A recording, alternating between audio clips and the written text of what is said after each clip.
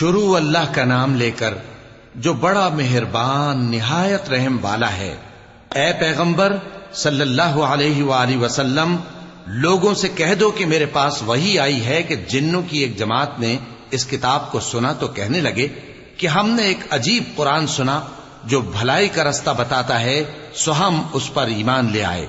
اور ہم اپنے پروردگار کے ساتھ کسی کو شریک نہیں بنائیں گے، اور یہ کہ ہمارے پروردگار کی شان بہت بلند ہے،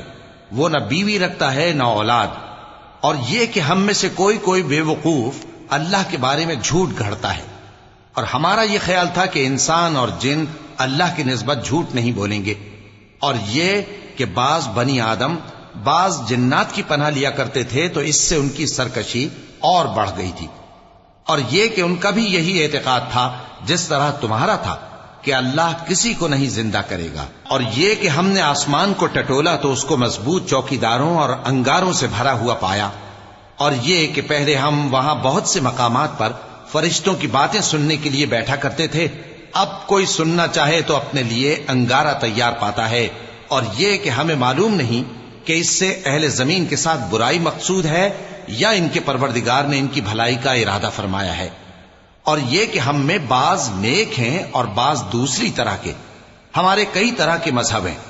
اور یہ کہ ہم نے سمجھ لیا ہے کہ ہم زمین میں خواہ کہیں ہوں اللہ کو ہرا نہیں سکتے اور نہ بھاگ کر اس کو تھکا سکتے ہیں، اور جب ہم نے ہدایت کی کتاب سنی اس پر ایمان لے آئے، سو جو شخص اپنے پروردگار پر ایمان لاتا ہے تو اس کو نہ نقصان کا خوف ہے نہ کسی طرح کے ظلم کا، اور یہ کہ ہم میں بعض فرما بردار ہیں اور بعض نافرمان ہیں، تو جو فرما بردار ہوئے وہ سیدھے رستے پر چلے، اور جو نافرمان ہوئے وہ دوزخ کا ایندھن بنے۔ اور اے پیغمبر صلی اللہ علیہ وآلہ وسلم، یہ بھی ان سے کہہ دو کہ اگر یہ لوگ سیدھے رستے پر رہتے تو ہم ان کے پینے کو بہت سا پانی دیتے تاکہ اس سے ان کی آزمائش کریں، اور جو شخص اپنے پروردگار کی یاد سے منہ پھیرے گا وہ اس کو سخت عذاب میں داخل کرے گا، اور یہ کہ مسجدیں خاص اللہ کی ہیں تو اللہ کے ساتھ کسی اور کی عبادت نہ کرو، اور جب اللہ کے بندے یعنی یہ پیغمبر صلی اللہ علیہ وآلہ وسلم اس کی عبادت کو کھڑے ہوئے تو کافر ان کے گرد ہجوم کر لینے کو تھے۔